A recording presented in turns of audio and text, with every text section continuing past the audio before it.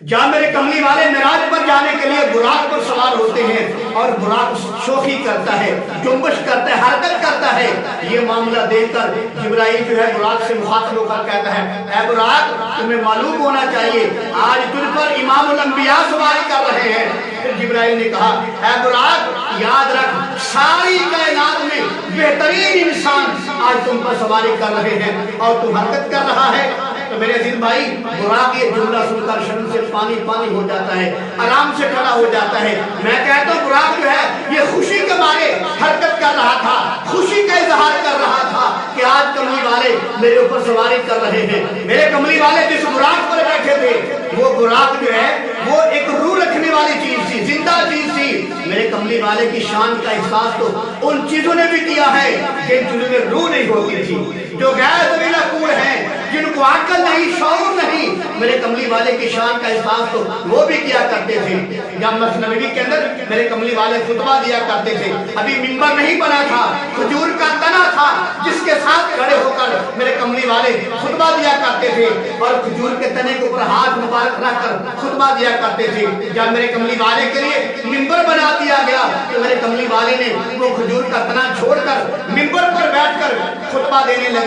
کہ جب میرے کملی والے منبر پہ بیٹھے وہ جو کھجور کا تنا ہے وہ غیر ذلیلہ کور ہے، اس کے اندر عقل نہیں، اس کے اندر شعور نہیں ہے، لیکن پھر بھی جب میرے کملی والے نے کھجور کے تنے کو چھوڑ کر منبر پر بیٹھے تو وہ کھجور کا تنا ایسے رونے لگا جیسے بچہ روتا ہے، جیسے بچہ بلبلاتا ہوا روتا ہے۔ پھر میرے کملی والے منبر سے اٹھے اور کھجور کے تنے کے اوپر ہاتھ مبارک رکھا تو وہ جو کھجور کا تنا ہے وہ بچے کی طرح بلبلاتا ہوا چپ ہو گیا۔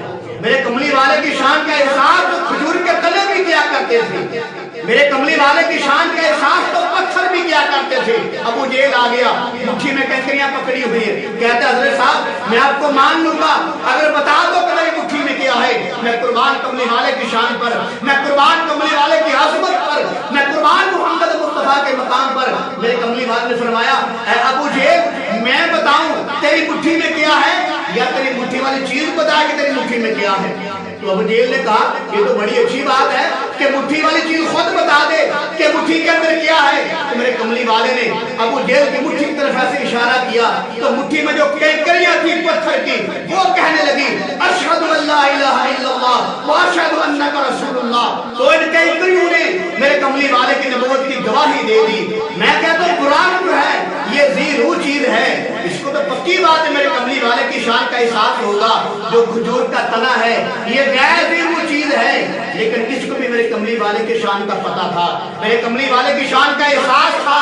اور وہ جو کنکریاں ہیں وہ جہل کی مٹھی میں، ان کنکریوں کو بھی میرے محمد مصطفیٰ کی شان کا احساس تھا۔ اور ایک مرتبہ میرے کملی والے احد پہاڑ پہ چڑھے، ساتھ ان کا ابو بکر صدیق بھی ہیں، عمر بھی ہیں، عثمان بھی ہیں رضوان اللہ تعالیٰ علیہ مجمعین۔ اور وہ پہاڑ جب وہ ہلنے لگا، پہاڑ حرکت کرنے لگا تو اللہ کے پیغمبر نے فرمایا پہاڑ تو کیوں ہلتا ہے؟ تیرے اوپر ایک نبی ہے، ایک صدیق ہے، 2 شہید ہیں۔ تو میرے عزیز بھائی میرے کملی والے کی شان کا احساس جو ہے پتھر بھی کیا کرتے تھے، میرے کملی والے کی شان کا احساس جو ہے وہ جانور بھی کیا کرتے تھے، میرے کملی والے کی شان کا احساس جو ہے کھجور کے تنے بھی کیا کرتے تھے۔